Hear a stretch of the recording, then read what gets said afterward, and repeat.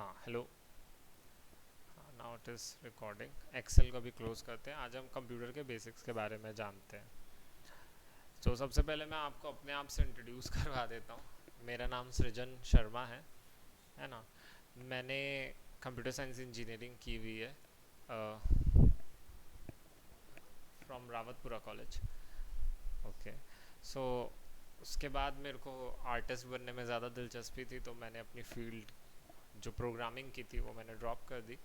और फिर मैंने फाइन आर्ट्स की भी पढ़ाई की, साथ में एनिमेशन की पढ़ाई की मैक्स से।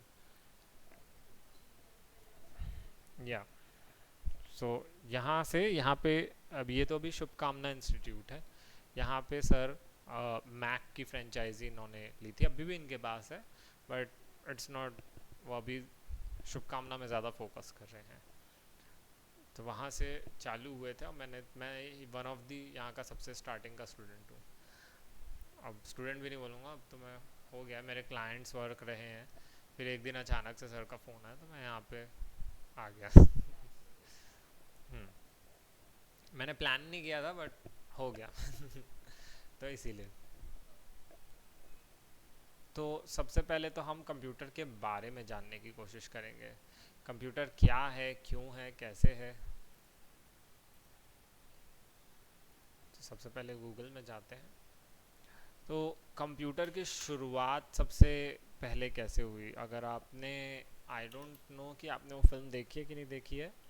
आपने द इमिटेशन गेम देखा है?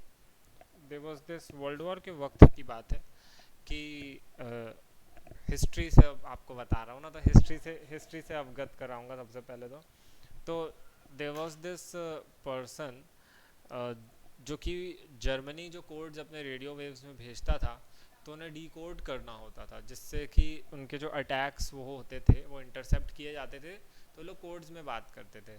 तो कोड्स जो थे ना, उनके लिए कोडर्स लोगों को बैठाया जाता था। उस समय कैलकुलेटर्स भी एग्जिस्ट नहीं करते थे, वर्ल्ड वॉर टू के दौरान, जब हिटलर से लड़ाई चल रही थी। तो हुआ यूं कि सबसे पहला जो कंप्यूटर इन्वेंट हुआ था वो इसी दौरान हुआ था। क्या तो नाम था, टर्निंग टर्निंग मशीन। या हाँ, ये देखिए। A turning machine is a mathematical model of a computation that has defined as an abstract machine manipulates symbol on a strip of tape according to a table of rules. Despite the model, तो ये सबसे पहली turning machine थी जिसको आप देख सकते हैं इस तस्वीर में। This this this was the one, the world's first computer या फादर ऑफ कंप्यूटर जिन शख्स को हम बोल सकते हैं, है ना। अरे, ज़्यादा पीछे चला गया क्या? ऑल में जाएंगे तो जिन्होंने ये इन्वेंट की थी, इनका नाम कहाँ चला गया? हाँ, नहीं नहीं नहीं, चार्ल्स बेबेज नहीं। टर्निंग मशीन जिन्होंने एलन टर्निंग नाम था इनका। तो एलन टर्निंग ने ये मशीन इन्वेंट की थी। चार्ल्स बैबेज को फादर कहा जाता है, but he is also one of the first person to invent, जिन्होंने मशीन के रूप में उस चीज़ को अडॉप्ट किया, है ना। एलन टर्निंग, जिनके नाम से द टर्निंग मशीन के नाम से उसे कहा जाता है। तो ये बेसिकली जितने हज़ारों लोग जो साथ में मिल के एक कोड को डिकोड किया करते थे, और जब तक कोड डिकोड होता था तब तक हमला हो चुका होता था। तो हुआ यूँ कि ये जो थे इन्हें हायर किया गया था और इनका दिमाग कुछ यूनिक तरीके से वर्क करता था। ये चीज़ों का देखने का नज़रिया और चीज़ों को परखने का नज़रिया इनका अलग था। वो लोग वो सोचते थे कि इंसान इतनी तेज़ी से वो काम नहीं कर सकते जितनी तेज़ी से एक मशीन कर सकती है। Who is joining?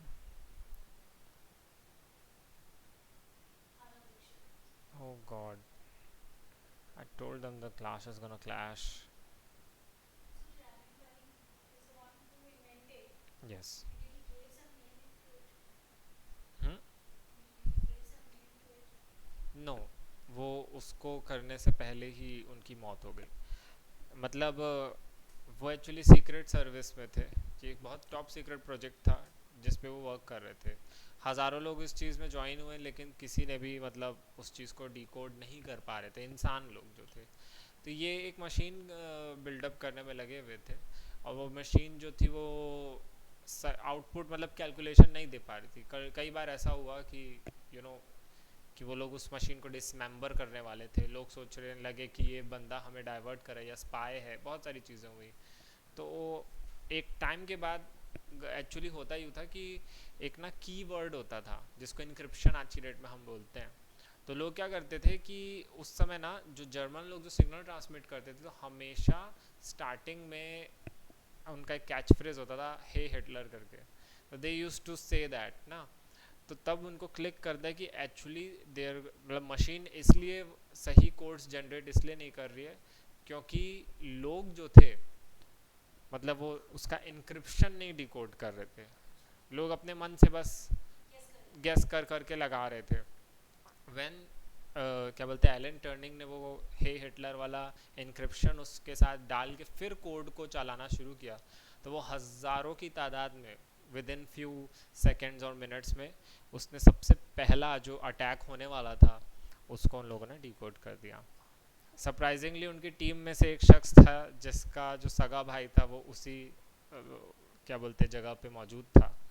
तो उन लोगों को अपना पहला जो ब्रिगेड था कोड को डिकोड होने के बाद फिर भी उसे सेक्रीफाइस करना पड़ा, इवन दो उनकी टीम में से एक जन का सगा भाई उसमें मौजूद था। क्योंकि अगर वो लोग ऐसा करते तो दुश्मनों को पता चल जाता कि इन लोगों ने कोड कर दिया, और वो लोग फिर कोई दूसरा इंक्रिप्शन यूज़ करते।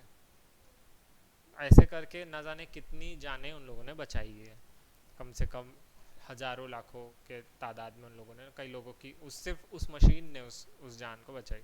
तो वन ऑफ द स्टार्टिंग जिसको मैं बोलूँगा, तो जो दो एलन टर्निंग की जो टर्निंग मशीन थी वो इतनी ज़्यादा कारगर थी, है ना। तो यहाँ से इस चीज़ की शुरुआत हुई, क्योंकि जो फादर जो चार्ल्स बैबेज थे उन्होंने कुछ इस तरीके का इन्वेंशन किया था। It's like just a simple strip जो कि पंच करती थी कोड्स को। इट्स लाइक पुराने ज़माने पे वो चलता था ना, तार चलता था जिसमें वो मॉर्स मॉर्स कोड के रूप में लोगों भेजते थे। काइंड ऑफ वो मॉर्स कोड को कागज़ में पर्ची में प्रिंट कर देती। और एलन टर्निंग की वही मशीन जो थी वो इसी तरह के मल्टीपल, देख रहे कितने सारे रोल्स लगे हुए हैं, वो उन्हीं रोल्स को क्या बोलते थे मल्टीपल एक साथ वो करती थी, यूटिलाइज करती थी। तो इट्स लाइक एलन टर्निंग का जो ब्रेन था वो बहुत ज़्यादा इस तरीके से फिर मतलब आप देख सकते हैं किस तरह से चीज़ें इवॉल्व होने लगी। लेकिन सिंस इनका साइज़ बहुत बड़ा हुआ करता था, है ना, तो लोग इसको स्टोर करना, पहले एक कहावत नहीं चलती थी, अगर आपके पास कंप्यूटर है तो घर पे एसी होना ज़रूरी है, नहीं तो बहुत ओवर हीट हो जाएगा। तो एक्चुअली जो कंप्यूटर्स जो होती थी वो इसलिए मतलब यहाँ से ये शुरुआत, ये जनक थे इन कंप्यूटर के रिवॉल्यूशनरी के। लेकिन सैड बात है कि उन लोगों के साथ बहुत अत्याचार हुआ बाद में। गवर्नमेंट उनका कभी वर्क सामने आने नहीं दी क्योंकि it's a secret military project, है ना। सेकंड चीज़ ये थी कि जो एलन टर्निंग थे वो होमोसेक्सुअल थे। तो even he didn't know he was, उनको इवेंचुअली पता चला। और जैसे ही उस समय ब्रिटेन और इस जगह पे तो इन सब चीज़ों को टैबू देखा जाता था, तो उनकी जेंडर रीअसाइनमेंट मेडिकेशन हुई जिसका वो दबाव झेल नहीं पाया और वो सुसाइड कर लिया। That is the sad part. India में तो अभी भी अननेचुरल बोलते हैं, तो वो विचित्र चीज़ है। अब सोचिए जिन लोगों ने उन्हें जंग में जीत दिलाई उसके साथ उन लोगों ने ऐसा किया, तो ऐसा क्या ही कह सकते हैं। तो ये एक चीज़ थी। तो एलन टर्निंग आप देख सकते हैं, एलन टर्निंग एक्चुअल में एक मैथमेटिशियन थे जिन्होंने वो मशीन बनाई थी। चार्ल्स बैबेज जो थे वो भी एक इंग्लिश मैथमेटिशियन थे। जॉन वॉन न्यूमैन जो थे वो हंगेरियन अमेरिकन मैथमेटिशियन थे। और आप ये मूवी देख सकती है द इमिटेशन गेम, 2014 की फिल्म है जो कि इन्हीं के ऊपर बनाई गई है। बिल्कुल, बहुत बहुत ही अच्छी फिल्म है, आई वुड रिकमेंड। तो आपको हिस्ट्री जानने को मिलेगी काफ़ी अच्छी। फिर even Benedict Cumberbatch is a very serious method actor actually. So तो हम इसकी हिस्ट्री जानने वाले थे।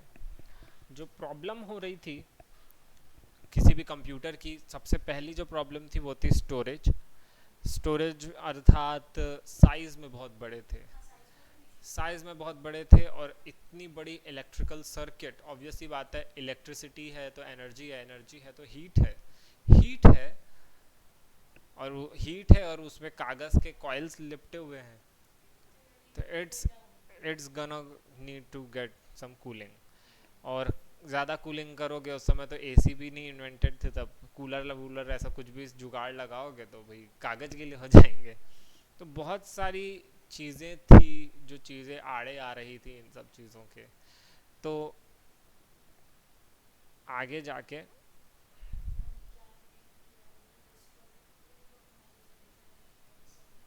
नहीं तो ही, मतलब उनका मैथमेटिकल लॉजिक के अनुसार उन्होंने वो मशीन को बनाने के लिए एक टीम जनरेट की थी। There was a huge team जो मल्टीपल कोड्स को एक साथ कर सकती थी, और ही इज़ द वन, वो बोले कि मैं मैथ्स नहीं यूज़ करूँगा इस चीज़ के लिए, मैं इसके लिए एक मशीन बनाऊँगा जो इस मैथ्स को यूज़ करेगी। तो that's a very reasonable argument. और सिंस ब्रिटिश इंटेलिजेंस को हर तरह से एज चाहिए थी, हाँ, एलन टर्निंग उनका नाम था, that's why it's called the Turing machine. We think that it's turn करती है इसलिए टर्निंग मशीन, नहीं, तो उसका नाम एलन टर्निंग के नाम पर था। या तो टर्निंग मशीन।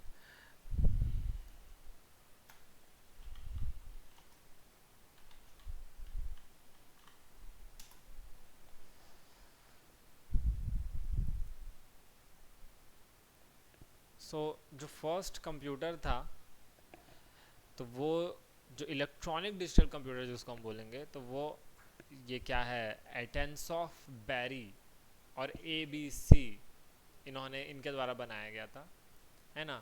वो एक फिज़िक्स प्रोफेसर थे, जॉन विंसेंट एनाटॉफ, और उनके क्या बोलते हैं, वो तो खैर रिडिकुलस हिस्ट्री बताई गई है, कैसा क्या उनका पूरी जीवनी टाइप से, है ना। तो ABC, हाँ, तो ABC से पहले जो मैथमेटिकल कंप्यूटिंग डिवाइस था ना, वो सिंपल कैलकुलेशन ही परफॉर्म करते थे, है ना। और वो जो था वो चार्ल्स बैबेज ने बनाया था। चार्ल्स बैबेज डिफरेंस इंजन तब बोलते थे वो उसे, क्योंकि वो बेसिक कैलकुलेशन है, डिफरेंस वगैरह निकालना वही सब करता था, है ना। 1882 में, सोचिए कब से बना हुआ है। तो ABC जो है वो बेसिस था, वहाँ से मतलब इन लोगों ने लिया, चार्ल्स बैबेज को इसलिए फादर ऑफ कंप्यूटर बोलते हैं। इलेक्ट्रॉनिक में उन लोगों ने लेके गए, है ना। अब आप देख सकते हैं वो किस तरह से वर्क करता था। बेसिकली ये एक ब्रेल लिपि टाइप से, वो नहीं रहता पूरा पंच कार्ड्स में वो पंच करता था, है ना। अगर आपको काइंड ऑफ एक और एक हिस्ट्री देखनी है तो you should also watch the movie called hidden figures. उस समय क्या होते थे, calculate hidden figures, kind of film एक बहुत एंटरटेनिंग जरिया है हिस्ट्री जानने का, है ना। तो HIDDEN, हिडन, या क्या, the imitation game, this was the movie, ये द हिडन फिगर्स नाम है। So these are three girls जो वो भी ब्लैक वुमेन्स जो थी, जो फिर नासा में काम करती थी। उस समय रशिया ने स्पुतनिक स्पेस में डाल दिया था, और अमेरिका वालों ने लोगों ने ऐलान कर दिया था कि हम तो चांद पे भेजेंगे, आप तो स्पेस में भेजो ना, हम चांद पे भेजेंगे डायरेक्ट। तो ये जो तीनों थी, जिसमें से आप ये बीच वाली को देख सकते हैं, शी वॉज गिफ्टेड वो कंप्यूटर्स जो होते थे, जो उस समय कंप्यूटर्स नए आने लगे थे IBM के द्वारा, उससे ज़्यादा तगड़ा कैलकुलेशन ये करती थी। It's like Shakuntala Devi of them. तो उसकी, और उस समय क्या होते थे ना, वो ऐसे वाले कैलकुलेटर्स नहीं आते थे उस समय, दीवार बराबर साइज के कैलकुलेटर हुआ करते थे, और वो भी वो आउटपुट पंच कार्ड्स में दिया करते थे, है ना। तो ये उन कंप्यूटर्स की मैनेजर हुआ करती थी, जिन कंप्यूटर उस समय कैलकुलेटर्स बोलते थे। तो वो कैलकुलेटर्स जो होती थी, कई सारी लड़कियां होती थी जो नासा में भर के बैठी रहती थी ऑफिस में, और दिन रात कागज़ में बैठ के कैलकुलेशन, डिवाइड और प्लस और माइनस यही करती रहती थी। फनी है कि नहीं, सुनने में ऐसा लगता है। उस समय उस समय इंसानों को कैलकुलेटर बोला जाता था, क्योंकि वो लोग कैलकुलेट करते, वो लोग सब हाई लेवल के मैथमेटिशियंस हुआ करते थे। जिसमें से आप इस बीच वाली जो लेडी को देख रहे हैं, ये सबसे ज़्यादा क्या बोलते हैं होशियार कैलकुलेटर्स थी। और ये जो आप देख रही है इंजीनियर थी नासा के एरोनॉटिकल में। लेकिन सिंस ये काले थे तो इन लोग को वो प्रिविलेज, तो उस समय तो ऐसा रहता था ना, पार्क बेंच भी काले लोग के अलग हुआ करती थी, लाइब्रेरी अलग हुआ करती थी। हाँ, तो उस समय तो मतलब गोरे लोग कुछ ज़्यादा ही भेदभाव करते थे वो लोग साइको थे, मैं तो ये बोलूँगा। तो इस तरीके की मशीन तब बन रही थी जो हम देखते हैं, है ना। अब आप ये देखो, पूरा देखो, shortly after Anatoff left Iowa State, मतलब वो लोग, ये तो पूरा जीवनी जैसे बता दे रहे हैं। हाँ, तो ये ENIC यानी इलेक्ट्रॉनिक न्यूमेरिकल इंटीग्रेटर, बेसिकली अब वो लोग न्यूमेरिक में जाने लग गए थे, यानी डेसिमल वगैरह में पहुंच रहे थे। लेकिन वो सब का आउटपुट कैसा आता था, कोई स्क्रीन में तो आता नहीं था उस समय, इसी तरह से बस वो पेपर में पंच कार्ड्स में ऐसे होल होते हुए आता था।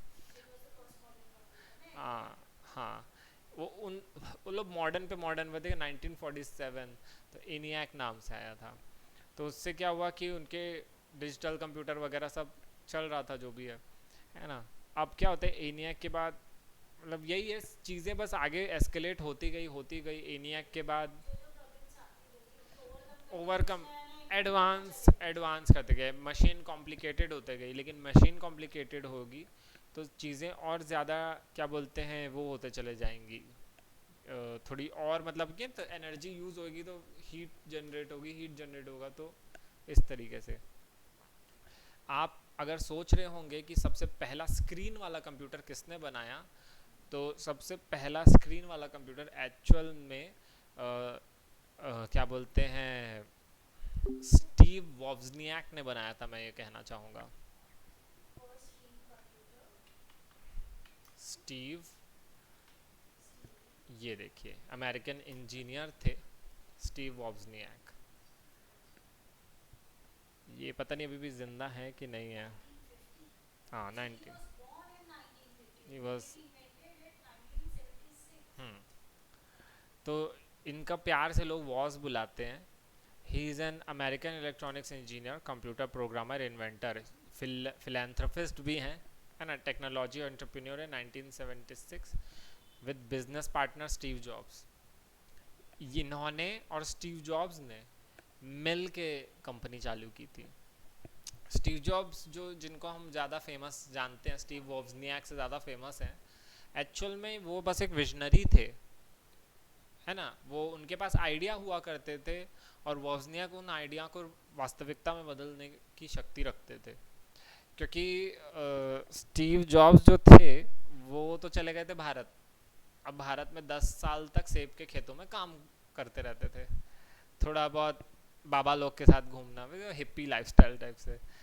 तो तो वो वहाँ से जब वापस आए कैलिफोर्निया, तो वो उनका जो बेस्ट फ्रेंड थे, दोनों का नाम स्टीव था, है ना, स्टीव वॉज्नियाक और स्टीव जॉब्स। तो वो वॉज्नियाक के पास है, वो देखे कि वॉज्नियाक जो हैं वो उस समय पे जो IBM के द्वारा बनाए हुए कंप्यूटर जो हुआ करते थे, जो क्या किया करते थे ना, कि वो पंच कार्ड्स में होल करके, कागज़ में होल करके, ऐसे नहीं था जैसे काउंटर में जाओ तो बिल इस तरह से निकलता ना, लंबा पर्ची, उस तरीके से कंप्यूटर आउटपुट दिया करते थे।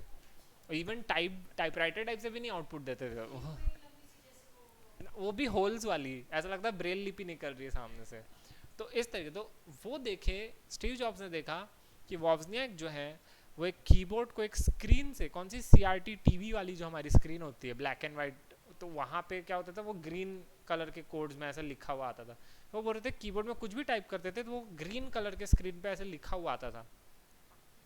तो ना स्टीव जॉब्स बोले ये तो बहुत मज़ेदार चीज़ है, क्या बना रहे हो तुम। तो वो बोलता है कि ना मैं बोर हो गया था, वो इन्वेंटर भी है ना, तो उन्होंने, वो बोलते मैंने इन्वेंट किया है नया, और सोचो ये कितना फ़ायदेमंद है लोगों को, वो कागज़ देख के समझना नहीं पड़ेगा, मैंने वो बीच से वो कागज़ वाली चीज़ हटा के मैंने स्क्रीन लगा दी है।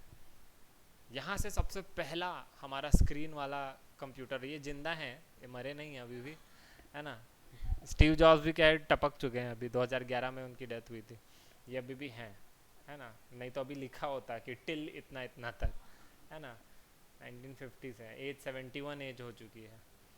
इवन इनका तो बिग बैंग थ्योरी नाम के एक सीरियल में इनका कैमियो भी है।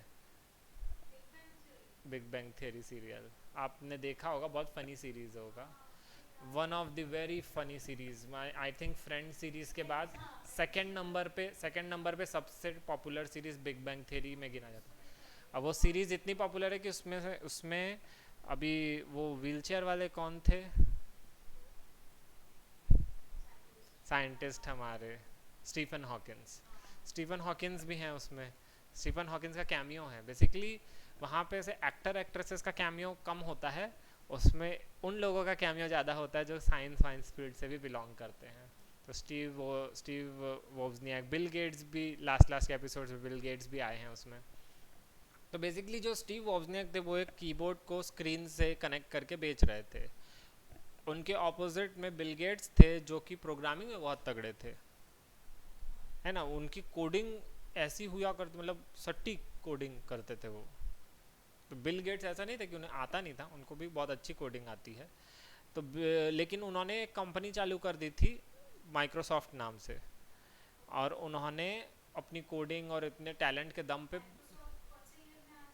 मेरे को एग्जैक्टली याद नहीं है, वो तो खैर सर्च करेंगे तो सब मिल जाएगा यहाँ पे, है ना। लेकिन अभी फिलहाल मैं आपको एक मस्त कहानी सुना रहा हूँ कंप्यूटर के हिस्ट्री में। बहुत ज़्यादा आगे जंप कर दिया हूँ, आई बी एम स्किप कर दिया, क्योंकि वही है कि एक सीरीज़ हुई कि भाई इतने इंटीग्रल, मतलब वो कैलकुलेशन को बढ़ाते बढ़ाते बढ़ाते आई पहुँचा। आई भी कैलकुलेट ही किया करता था, वो भी बेसिक कैलकुलेशन ही किया करता था। और वो पूरे पूरा मतलब समझ लो जी लंबा सा हॉल एक घेर लिया करता था, क्या सिर्फ 2+2 4 बताने के लिए। तो ऐसा हुआ करता था। लेकिन स्टीव वोजनियाक के आने तक वो टेक्नोलॉजी थोड़ी सी कॉम्पैक्ट हो चुकी थी। समझ लीजिए इतना बड़े टेबल के बराबर साइज का टाइपराइटर रहता था, टाइपराइटर ही समझ लो। और उससे एक पर्ची बस ऐसे रोल होके निकलती रहती थी, उसमें ऐसे रोल ठूसो और वो ऐसे प्रोग्रामिंग लिखने के बाद फिर वो आपको कैलकुलेशन करके निकाल के देती थी। वोजनियाक ने उस चीज़ को हटा दिया और उस चीज़ में एक स्क्रीन लगा दी। लोगों को, स्टीव जॉब्स के मन में ख्याल आया कि बहुत अच्छी चीज़ बेच रहे हो। वो बेचा करते थे अपने गराज से। अपने गराज में क्या करते थे, लकड़ी और कारपेंटर इधर ठोक ठाक के कैबिनेट बना के बाकायदा बहुत अच्छा पैसा कमा रहे थे वो लोग, क्योंकि ये चीज़ बहुत यूनिक थी। लेकिन स्टीव जॉब्स ने कहा कि हम इस चीज़ को और अच्छा कर सकते हैं। स्टीव जॉब्स ने बोला कि क्या हो कि यदि हम, मतलब उन्होंने एक डिज़ाइन इमेजिन किया उस चीज़ का। वो जो आज की डेट में हम मॉडर्न CRT कंप्यूटर देखते हैं, वो बोले कि कंप्यूटर को थोड़ा अलग कर दो, हम स्क्रीन भी अलग से बेचेंगे और कीबोर्ड भी अलग से बेचेंगे। उस समय माउस तो आया नहीं था। तो हुआ यूँ कि स्टीव जॉब्स का दिमाग था, वो बोले हम मॉनिटर अलग से बेचेंगे, कीबोर्ड अलग से बेचेंगे, तो हमें दुगना पैसा मिलेगा, है ना। और तब उन्होंने बोला कि हमारी कंपनी, अगर हम तो बोलते हैं कंपनी चालू करते हैं, तो बोलते हैं कंपनी का नाम क्या रखें। तो उन्होंने सोल्डरिंग आयरन उठाया और उससे वहाँ की टेबल पे ऐसे करके एक सेब बना दिया, आधा खाया हुआ। वो बोले, और ये क्यों ऐसा सेब बना है, क्योंकि वो भारत में 10 साल तक, 10-12 साल तक सेब ही खाते रहे। वो बोलते हैं वो मैं दिन रात सेब खाता रहता था, है ना। इवन उनका जो रूम, जहाँ पे स्टीव वॉजनियाक, जो पहली बार जब वो लोग स्टीव जॉब्स के रूम पे गए थे, बोलते हैं उनका रूम कुछ नहीं था, बस एक बिस्तर था, थोड़ा बहुत किचन विचन उनका जो था। वहाँ पे एक दीवार पे अब्राहम लिंकन, और बगल पे महात्मा गांधी, और बगल पे ऐसे 2-4 फोटोग्राफ्स ऐसे फ्रेम करके लगे हुए थे। ज़्यादा कुछ नहीं था उनका, बोलते वो सिंपल लाइफ जीता था वो आदमी, है ना। स्टीव जॉब्स जो थे वो एक विजनरी थे, वो बहुत आगे का सोचते थे। और वो कोई छोटे मोटे इंसान नहीं थे, वो मतलब वो कोई इन्वेंटर नहीं थे, लेकिन विजनरी बहुत सही थे, है ना। उनके पास आइडियाज़ बहुत अच्छे आते थे, और इनके पास भी आइडियाज़ अच्छे आते थे। लेकिन स्टीव जॉब्स जानते थे कि उन आइडियाज़ को एग्जीक्यूट कैसे करना है, या उनको आकार प्रकार कैसे देना है, इसीलिए वो ज़्यादा फेमस हुए उनके उनके मुकाबले। उसकी भी स्टीव जॉब्स, जॉब्स नाम से एक मूवी है, आप चाहो तो वो देख सकते हो। उस पर दिखाया गया है कि जब जब कंप्यूटर लॉन्च होने वाला रहता था तो उनकी ज़िंदगी कैसी जा रही थी उस बीच में, है ना। तो वो भी काफ़ी वो है। और सब बड़े बड़े एक्टरों ने ही इनकी जीवनी और इन सब का पूरा, सबकी ऑटोबायोग्राफी है। ये सब डॉक्यूमेंट्री, ये ऑटोबायोग्राफी है जो भी मैं आपको बता रहा हूँ।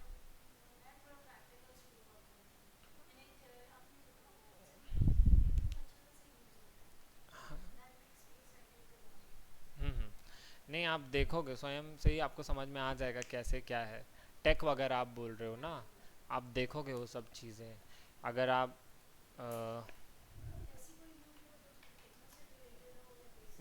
स्टीव जॉब्स टेक्निकल फील्ड से ही तो थे, आपको उन्हीं के बारे में जानने को मिलेगा। अगर वो नहीं भी जानने को मिलेगा तो आप,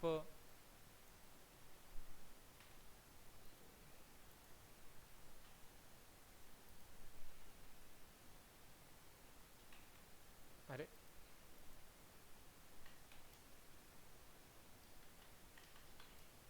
ये 2013 की मूवी है, तो ये सब उनमें एक्टर्स हैं, आप देख सकते हो।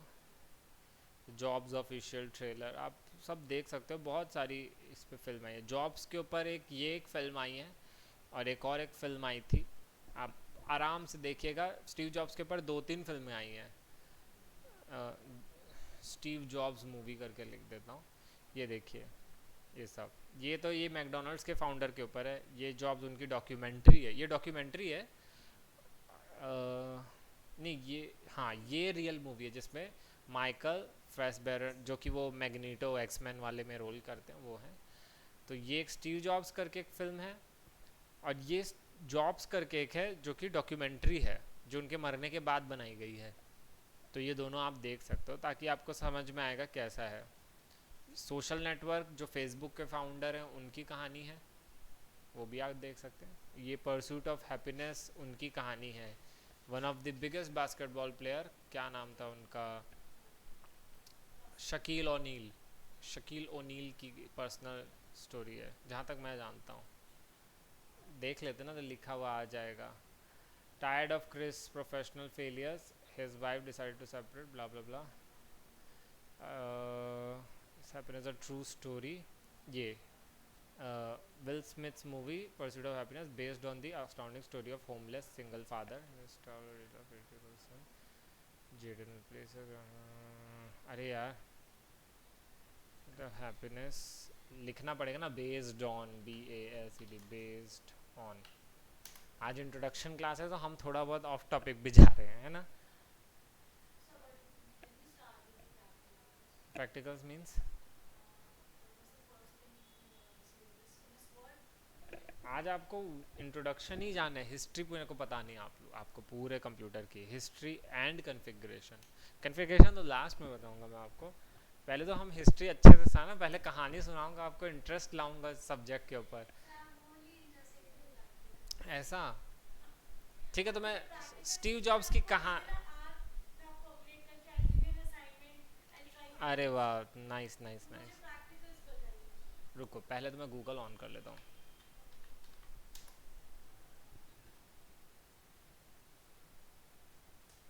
अरे, अरे बाबा, पागल हो गया ये computer.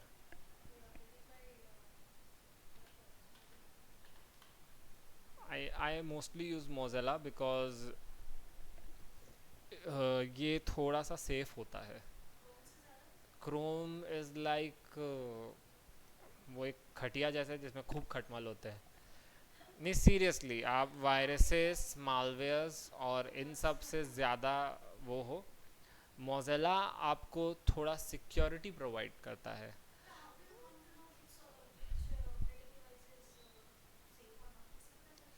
Because I am a computer science engineer. I do the research work ना।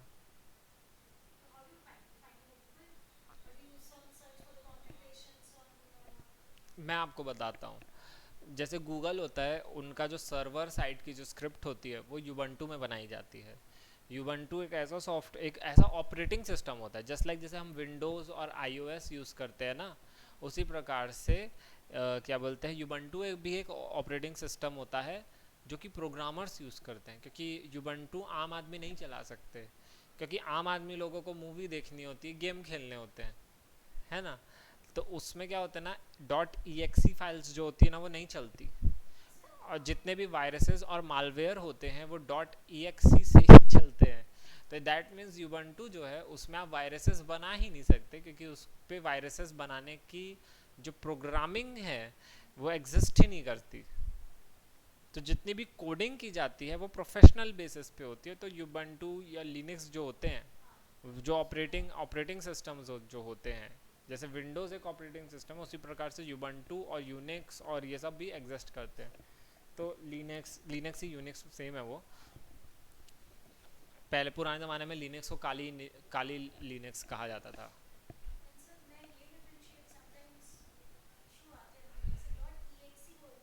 हम्म।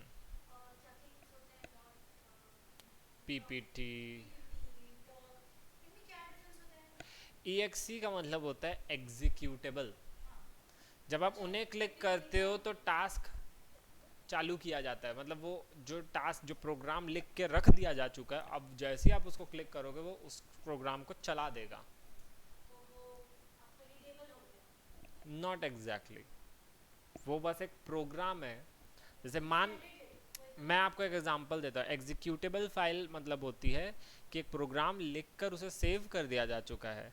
अब एग्जीक्यूटेबल को जब आप डबल क्लिक करते हो तो वो क्या करता है, उस प्रोग्राम को चलाता है। मान लीजिए आपने एक प्रोग्राम बनाया दौड़ने का, जैसे ही आप एग्जीक्यूटेबल फाइल क्लिक करोगे दौड़ेगा और फिर रुक जाएगा जहाँ तक उसे दौड़ना है। अब आप उसमें प्रोग्राम पे जाकर उसको अलग से और डायरेक्शन दे सकते हो क्या? जो चीज़ सेव्ड हो चुकी है, एक बार दौड़ चुके, बार बार कैसे दौड़ोगे? है ना, सेम मतलब। हाँ, तो वो सेव्ड हो चुका है, आप मतलब उस पे उस प्रोग्राम पे चेंज नहीं कर सकते। हालांकि अब कर सकते हो, आज की डेट में टेक्नोलॉजी एकदम हो चुकी है ना। उधर से जाओ। तो वो तो आजकल टेक्नोलॉजी इतनी हो गई, वो आज की डेट में तो ऐसा, कल को तो ऐसा होने वाला है हम खुद ही मतलब पैदा होते ही प्रोग्रामिंग सीख जाएंगे, ऐसा लगता है। I wish, I also wish. आप भी देख रहे हो ना, वाइट हेड जूनियर आ रहे हैं, बच्चों से बचपन से पढ़ाने लग रहे हैं। नहीं ma'am, my my my sister works in some kind of similar way. वो भी एक कंपनी में काम करती हैं जो कि बच्चों को प्रोग्रामिंग सिखाते हैं, but not in India. India में वाइट हेड जूनियर का क्या बोलते हैं तम, वो चल रहा है। तो वो फॉरेन में यूएस और बाकी जगहों पे, सिंस इंडियन लोग are popular for being smart people, so नहीं, American are like easily convinced. They just ले लो पैसा और पढ़ा दो हमारे बच्चों को, रहता है। हाँ। No, they are actually dumb but they have confidence. They have confidence even if you are like, do you know this? Like, yes, of course I know this. And when you ask them they will go like blank.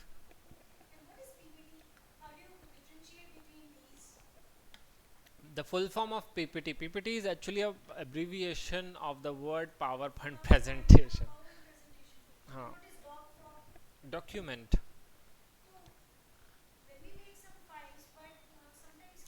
ये programmers ने ये programmers में जैसे ऐसा unit होता है ना कि मीटर्स को हम मीटर्स बोलते हैं और उसको शॉर्ट फॉर्म में हम एम लिखते हैं, उसी प्रकार से हम एग्जीक्यूटेबल, तो हम डॉट एग्जीक्यूटेबल ऐसे नहीं लिखेंगे, हम बस डॉट EXE लिख देंगे।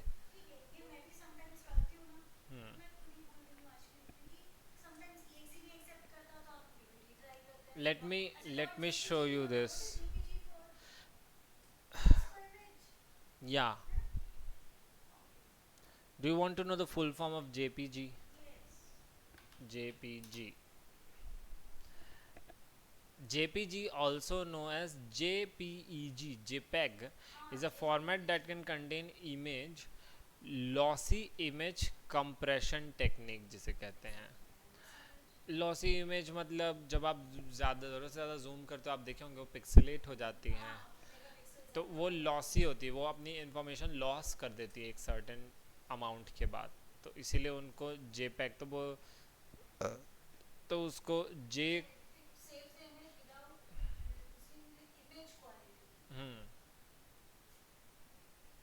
क्योंकि जब आप इमेज को छोटा करते हो तो वो छोटी होती है, और जब बड़ा करते हो तो पिक्सल्स फट जाने नहीं नहीं नहीं, टेक्निकली ऐसा होता है कि इतना आप जूम किए, जैसे मान लो ना, मैं आपको बता रहा हूँ, जैसे एक कागज़ है और उस कागज़ को मैं एक छोटा टुकड़ा काट लिया और मैंने निकाल लिया, मैं वापस उसे लगाऊंगा या मैं इसे स्ट्रेच करूंगा तो वो फट जाएगा, है ना। इस तरह से मैं बता, तो वो जो कागज़ को एज एन इमेज इमेजिन कीजिए, तो वो क्या होगा, उसकी इमेज की इन्फॉर्मेशन लॉस हो रही है अगर मैं उसे कट कर रहा हूँ या कुछ भी कर रहा हूँ।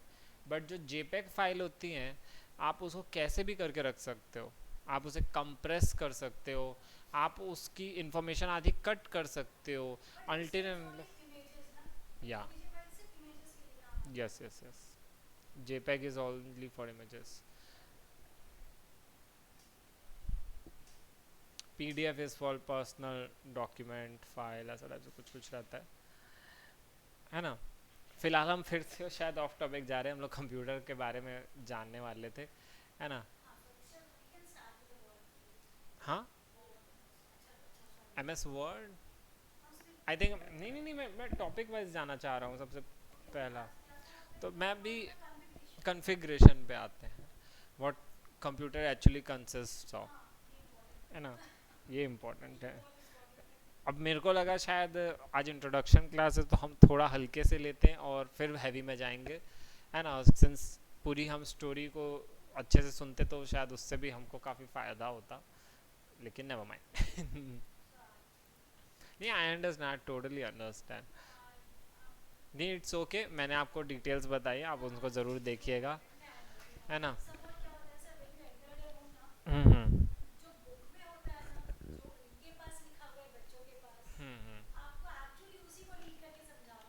या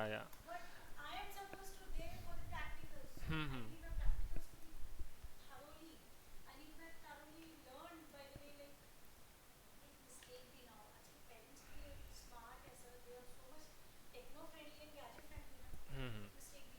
यस यस, नहीं नहीं, उस आप चिंता मत कीजिए। प्रैक्टिकल्स में तो सबसे पहले मैं आपको बताता हूँ कि कंप्यूटर किन किन चीज़ों से बनता है। सबसे इम्पोर्टेंट, जैसे हमारे शरीर में हमारा ब्रेन होता है, उसी प्रकार से कंप्यूटर में होता है हमारा central central processing unit. Central processing unit जिसे हम सीपीयू कहते हैं, पहले हम उसको कैसे इमेजिन करते थे, एक बॉक्स है बड़ा सा जिसका बटन दबा के हम कंप्यूटर चालू करते हैं, लेकिन एक्चुअल में वो हमारा कंप्यूटर नहीं होता। ये जो आप देख रहे हैं बारीक सी चिप जिसमें बहुत सारी सुइयाँ बनी हुई हैं, ये हमारा सीपीयू एक्चुअल में होता है। वो जो वो जो मशीन जिसको मैं आपको दिखा रहा, जो पूरी दीवार और एक हॉल घेरा करती थी, वो आज की डेट पे एक छोटी सी सिलिकॉन चिप में बदल दी गई है। आपको पता नहीं होगा, लेकिन आपके पास अगर कभी कोई पुराना कंप्यूटर है उसे फेंकिएगा मत, और उससे खास तौर से ये प्रोसेसर तो बिल्कुल मत निकालिएगा। इसी को प्रोसेसर भी हम बोलते हैं, सेंसर प्रोसेसिंग यूनिट, हम इस बॉक्स को बोल रहे हैं सीपीयू, लेकिन जो सेंट्रल प्रोसेसिंग का काम है वो हमारा ये प्रोसेसर कर रहा है। ये एक अकेला, एक छोटा प्यारा सा, एक छोटा सा चिप होता है जिसके ऊपर एक भयंकर सा पंखा लगा होता है और काफ़ी सारी स्टील्स का जाल बिछा हुआ होता है इसके ऊपर। फॉर एग्जांपल मैं आपको एक तस्वीर दिखाता हूँ सेंट्रल प्रोसेसिंग यूनिट यानी सीपीयू पे मौजूद एक मदर बोर्ड की। ये देखिए, ये हमारा एक मदरबोर्ड होता है। Open image in new tab, ये देखिए, ये हमारा क्या बोलते हैं मदरबोर्ड है। तो ये जो, जब आप अपने सीपीयू को ओपन करेंगे तो हमें ये एक बड़ी सी चिप दिखाई देती है। यहाँ पे ये जो दो लंबी सी चार स्लॉट्स दिए हुए, यहाँ पे हमारा रैंडम एक्सेस मेमोरी यानी रैम मौजूद होता है। यहाँ पर भी हमारा शायद एसएसडी और इस तरह के कार्ड्स वगैरह यहाँ पे मौजूद होते हैं। नहीं नहीं, अभी आप उसको मत नोटिस कीजिए, मैं आपको धीरे धीरे बताऊंगा, वो थोड़ा अदर चीज़ हो जाती है ना। ये जो आप पोर्शन देख रहे हैं जो बड़ा सा क्लिप के साथ ये जो मौजूद है, यहाँ पर हमारा प्रोसेसर मौजूद होता है। आप ये देख रहे हैं जितनी भी देखिए वायर्स ये जो जा रही है, ये ना एक्चुअली ये एक जाल है वायर्स का। ये वायर्स हैं, लेकिन ये इतने बारीकी और महीन तरीके से, जैसे हमारे शरीर में नसें होती हैं उस प्रकार से ये सारी वायर्स जाती हैं यहाँ पे। देख रहे हैं ये सारी बारीक वायर्स यहाँ पे जाके कंसिस्ट हो रही। मैं इससे भी अगर कोई एचडी इमेज मिलेगी मैं वो दिखाना चाहूँगा आपको, बहुत छोटी छोटी इमेजेस हैं। This one is quite an H D image. ये देखिए, तो सबसे पहले तो प्रोसेसर कहाँ है, ये है, देखिए ये प्रोसेसर यूनिट है। आप देख रहे हैं छोटे जो ये जो छोटी छोटी चिप्स लगी ने आईसीज बोलते हैं, इंटीग्रेटेड सर्किट्स, है ना। ये एक्चुअली कितने वोल्ट्स इस प्रोसेसर में जा रहे हैं, हम नहीं चाहते कि कोई भी, जैसे हमारे पूरे घर में क्या होता है, वो मिनिएचर सर्किट ब्रेकर्स लगे होते हैं, एमसीबी जिसे हम बोलते हैं, स्टेबलाइजर्स होता है, एमसीबी होते हैं, फ्यूजेस होते हैं, फ्यूजेस को ही रिप्लेस करके मिनिएचर सर्किट ब्रेकर्स लगा दें। तो ये आईसीज कंट्रोल करते हैं कि कितनी इंफॉर्मेशन, कितना डेटा, कितनी बिजली इस प्रोसेसर में फीड की जाएगी, क्योंकि ये जो प्रोसेसर होता है ये इतना कॉम्प्लेक्स तरीके से बना होता है। इवन इसके अंदर के चिप्स के अंदर वो जो मैंने आपको दिखाए थे दांत जो गोल्डन कलर के थे, वो एक्चुअली सोने के होते हैं। Gold is the best conductor of electricity. So आप गलती से भी नहीं चाहोगे कि ये ओवरलोड हो और वो जो हमारा प्रोसेसर है वो जल जाए, इसीलिए हम उसके ऊपर इसी आईसीज, तो वो तो सेकेंडरी चीज़ है, वो तो डेटा के ट्रांसफ़र और उसके लिए है, उस वो तो उसका सेकेंडरी पर्पस है कि कितना इलेक्ट्रिसिटी जाएगा। मेन क्या होता है, ये ओवरहीट होते हैं, और ओवरहीट होने के कारण इनके ऊपर एक बड़ा सा पंखा लगा होता है। आप देखे होंगे कंप्यूटर्स के अंदर पंखे लगे होते हैं, है ना, जितने भी। तो ये जो डिवाइसेस होते हैं ओवरहीट होते हैं, और ओवरहीट होने से ये गर्म होते हैं। हमारा मेन मकसद ये है कि गर्म ना होने, तो जल जाएगा ना, ज़्यादा काम करवाओगे तो गर्म होके जल जाएगा, तो वो नहीं होने देना चाहते। तो जैसा कि आप देख सकते हैं, देखिए सारे वायर्स, ये देखिए ये मेटल रॉड्स लगी हुई हैं, ये इनके अंदर और भी छोटे छोटे क्या बोलते हैं प्रोसेसर्स, और छोटे छोटे अदर छोटे प्रोसेसर्स लगे हुए हैं, और भी प्रोसेसर्स लगे होते हैं। मेन प्रोसेसर यहाँ होता है, बाकी जो छोटे मोटे आईसीज और वो सब रहते हैं उनको भी तो कूल डाउन होता है ना। ये भी तो छोटे छोटे मेटल के स्लॉट्स हैं, या इनके देखिए जो बारीक बारीक जो लाइनें गई हैं एक्चुअली वायर्स हैं, जो चिप में अंदर से वो लगाई गई हैं।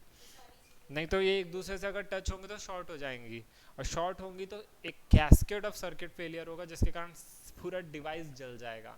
इन जैसे आप सुने होंगे ना, मोबाइल जल गया किसी का, मोबाइल में भी तो प्रोसेसर मौजूद होते हैं, ओवर हीट होते हैं और फिर वो जल जाते हैं। अगर मैन्युफैक्चरिंग में एक वायर भी हल्के से हल्का अगर टच भी हो गया तो वो इलेक्ट्रिसिटी कंडक्ट करेगा और फिर जल जाएगा। और इट डजंट। लैपटॉप्स में भी पंखे लगे होते हैं, जब ओवर हीट होता है तो आप घड़ घड़ घड़ घड़ आवाज़ सुने होगे, पंखा अपने आप को और तेज़ घुमाने लगता है, लेकिन वो इतने पतले से, इसीलिए मैं बोलता हूँ पतले लैपटॉप्स नहीं लेना चाहिए। आजकल तो जितने ज़्यादा पंखे मिले उतने ज़्यादा लगाओ। मैकबुक आप ले सकते हो, क्योंकि मैकबुक पंखा नहीं लगाता, लेकिन वो अपने पूरे पीसी को लोहे का बनाता है, यानी मेटल का बना होता है। तो उससे क्या, मेटल हीट कंडक्ट करके थोड़ा हीट बाहर फेंक देता है नेचर में। लेकिन मैकबुक के पंखे वाले वर्जन भी आते हैं, मेटल का भी रहेगा और पंखा भी लगा रहेगा। तो उससे क्या होता है, मतलब आप चाहोगे तो अच्छा वाला भी मिलेगा, लेकिन वो मतलब बहुत सारी चीज़ें जो सोच समझ के बनाई जाती हैं।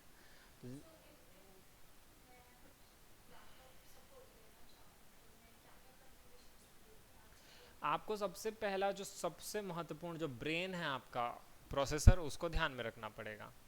सेकेंडरी जो आपका प्रायोरिटी होना चाहिए वो होता है रैम का। ये देखिए इसके बगल पे काले रंग का ये लंबा सा स्लॉट दिया हुआ है, यहाँ पे एक रैम लगता है। जो सीपीयूज में जो रैम लगता है वो बहुत बड़ा होता है, जो लैपटॉप्स में लगता है वो बहुत छोटा सा रैम होता है ना।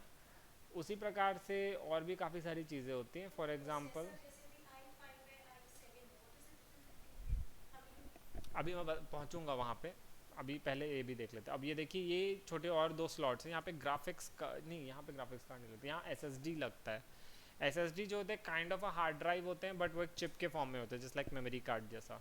लेकिन वो आपके कंप्यूटर की प्रोसेसिंग स्पीड को थोड़ा बढ़ाते हैं, है ना।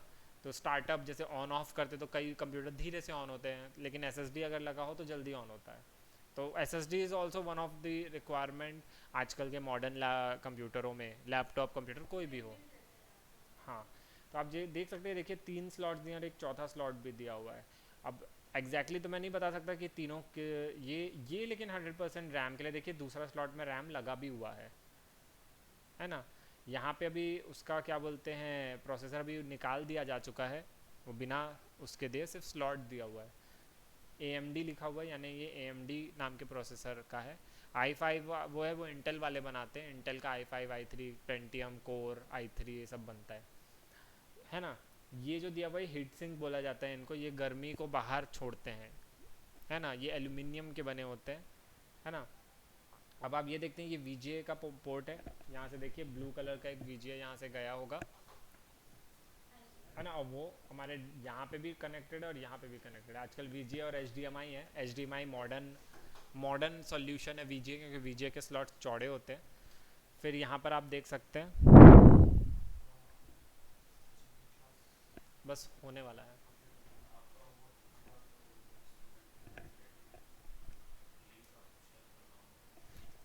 यस,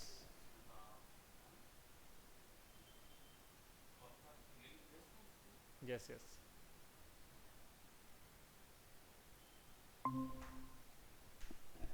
कौन से student, which one, which one, Smita Sana, okay okay okay. मुझे यूट्यूब का भी पढ़ाना है आज।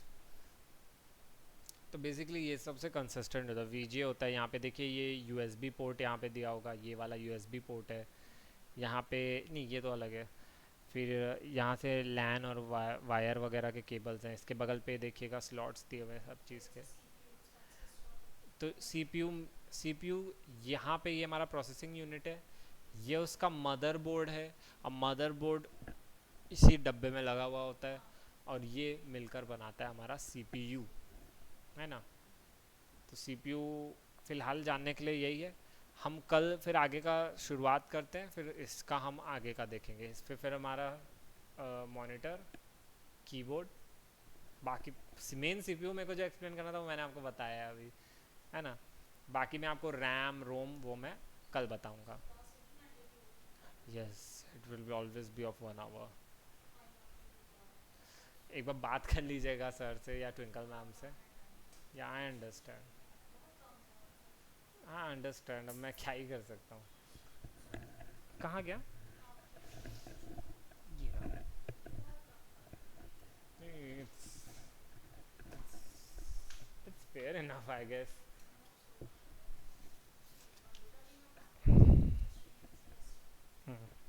Actually motherboard input output devices मुझे कल बताना चाहिए था। या आई अंडरस्टैंड, नहीं ठीक है, जल्दी करा दूंगा।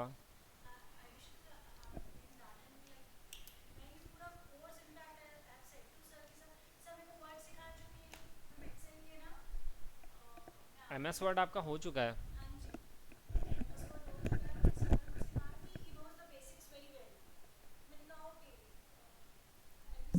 तभी तो मैं इतने डिटेल में जा रहा हूँ।